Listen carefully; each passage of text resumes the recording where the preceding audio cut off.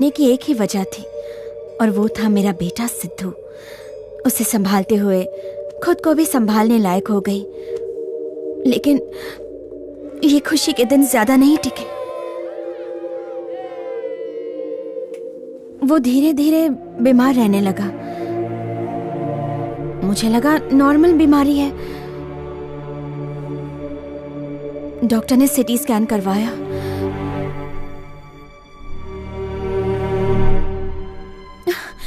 मुझे जिंदगी का सबसे बड़ा शौक तब लगा जब पता चला कि उसे कैंसर था।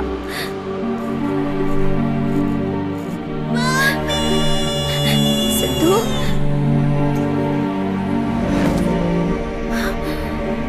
ट्रीटमेंट का कोई फायदा नहीं हुआ।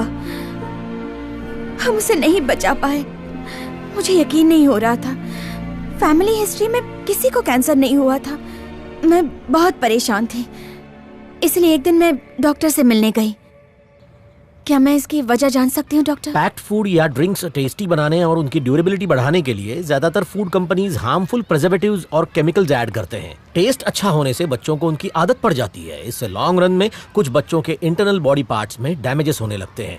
Depending on their resistance capacity to fight diseases, कुछ बच्चों पर उसका कम असर होता है, वहीं दूसरी ओर कुछ बच्चों पर ज्यादा हार्मफुल इफेक्ट होता है। अब स्ट्रॉन्ग इम्यून वाले बच्चे ट्रीटमेंट के बाद रिकवर हो जाते हैं, पर बहुत से कमजोर इम्यूनिटी वाले बच्चे अपनी जान गंवा बैठते हैं।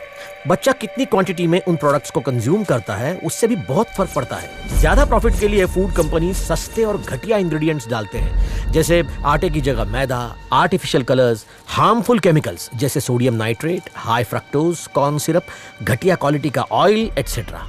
आपके बच्चे का रेजिस्टेंस पावर लो था। लंबे समय तक जंक फूड और पैक्ड ड्रिंक्स कंज्यूम करने की वजह से उसे कैंसर हुआ। ज्यादातर फूड कंपनीज ना तो गवर्नमेंट के सेट गाइडलाइंस और रूल्स फॉलो करती है, ना ही बिजनेस एथिक्स। ह्यूमन वैल्यूज से उन्हें कोई सरोकार नहीं। पेरेंट्स को अपनी जिम्मेदारी समझनी चाहिए। बच्चों को जंक फूड से दूर रखना चाहिए और उन्हें घर का खाना ही देना चाहिए, वही सेहतमंद है। दुनिया में सबसे ज्यादा कैंसर पेशेंट्स जिन देशों में हैं, उनमें हमारे देश का नंबर 2 है। कितने दुख की बात है, हमारी नई पीढ़ी फास्ट फूड की शिकार हो रही है, उसकी वजह से मर रही है।